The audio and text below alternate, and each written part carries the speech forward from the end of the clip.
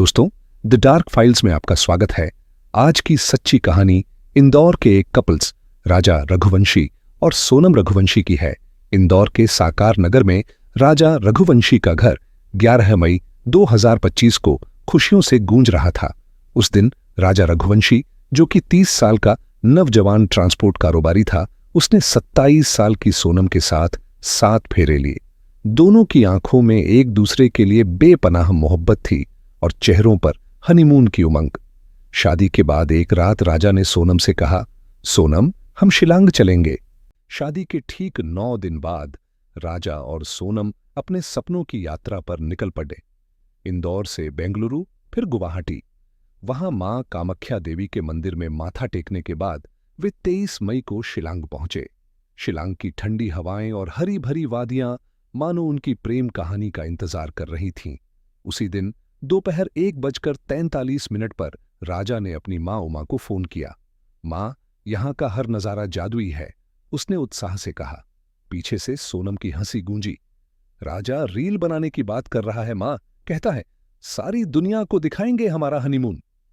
उमा ने प्यार से कहा, बस बेटा, ध्यान रखना। उस पल परिवार को क्या पता था कि यह उनकी आखिरी बात होगी। शिलांग में राजा और सोनम ने नोंगरियाट गांव के शिपारा होमस्टे में ठहरने का फैसला किया, जहां से वे double decker living root bridge देखने की योजना बना रहे थे। 22 मई की शाम को होमस्टे के रिसेप्शन पर सीसीटीवी में दोनों नजर आए। दोनों ने एक एक्टिवा स्कूटी किराए पर ली और मॉलिनोंग गांव की ओर रवाना हो गए, जो एशिया का सबसे साफ सुथरा गांव कहलाता है। रास्ते में ओसारा हिल्स की खूबसूरती ने उन्हें मोह लिया, लेकिन इसके बाद दोनों का कोई सुराग नहीं मिला। 24 मई को जब राजा और सोनम के फोन बंद आए तो राजा का भाई सचिन परेशान हुआ। लेकिन 25 मई तक कोई संपर्क न होने पर परिवार का दिल बैठने लगा। सोनम का भाई गोविंद और राजा का छोटा भाई विपिन तुरंत इमरजेंसी फ्लाइट से शिलांग पहुंचे। वहां जाकर उन्होंने मेघालय पुलिस को सूचित किया। पुलिस ने नेशनल डिजास्टर रिस्पांस फोर्स (एनडीआरएफ) और स्टेट डिजास्टर रिस्पांस फोर्स (एसडीआरएफ) के साथ मिलकर सघन तलाशी शुरू की। ड्रोन, स्निफर डॉग्स और विशेषज्ञ टीमें ओसारा हिल्स, नोंगरियाट और वेसाडोंग फॉल्स के जंगलों में छानबीन करने लगीं। शिलांग सोहरा रोड पर एक कैफे के पास पुलिस को दंपति की स्कूटी मिली। सचिन ने गोविंद की ओर देखते हुए फुसफुसाया, कुछ बहुत गलत हुआ है भाई, ये लोग ऐसे गायब नहीं हो सकते। तलाशी में और सुराग मिले, लेकिन कोई ठोस जवाब नहीं।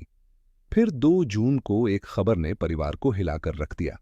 वेसाडोंग फॉल्स के पास एक 150 फीट गहरी खाई में एक ड्रोन ने एक शव देखा। शव की पहचान राजा रघुवंशी के रूप में हुई। उसके दाहिने हाथ पर राजा लिखा टैटू और पास पड़ी स्मार्ट वॉच ने उसकी पहचान पक्की की, क्योंकि राजा की लाश की पहचान बहुत मुश्किल थी। लाश बहुत खराब हो चुकी थी, शक्ल बिगड़ चुकी थी। राजा की हत्या एक दाव, स्थानीय धारदार हथियार से की गई थी। घटनास्थल से एक सफेद लेडीज शर्ट, पेंट्रा 40 की स्ट्रिप, एक वीवो फोन की टूटी स्क्रीन और राजा की स्मार्ट वॉच मिली। लेकिन उसकी सोने की चेन, अंगूठियां और फोन गायब थे। ये लूटपाट थी या कुछ और? विपिन ने पुलिस से सवाल किया। और सोनम कहाँ है? उसे ढूंढो। सोनम अब तक लापता है। परिवार को डर है कि उसे बांग्लादेश की सीमा के पार ले जाया गया हो। विपिन ने पत्रकारों से कहा, शिलांग के पास बांग्लादेश की सीमा है, वहां पर्यटक कपल्स को निशाना बनाया जाता है, वो अगवा कर ले जाते हैं। हमें डर है कि सोनम के साथ भी ऐसा हुआ हो। मेघालय पुलिस ने एक 150 वर्ग किलोमीटर के जंगल और खाइयों को छान मारा। 4 जून को एक जैकेट मिली, लेकिन यह सोनम की है या नहीं, इसकी पुष्टि नहीं हुई। गोविंद शिलांग में डटा रहा, पुलिस के साथ हर संभव कोशिश में जुटा। 4 जून की शाम 5 बजे राजा का शव इंदौर पहुंचा। उमा और अशोक की आंखों में आंसुओं का सैलाब था। मेरा बेटा चला गया, लेकिन सोनम को बचा लो, उमा ने रोते हुए कहा।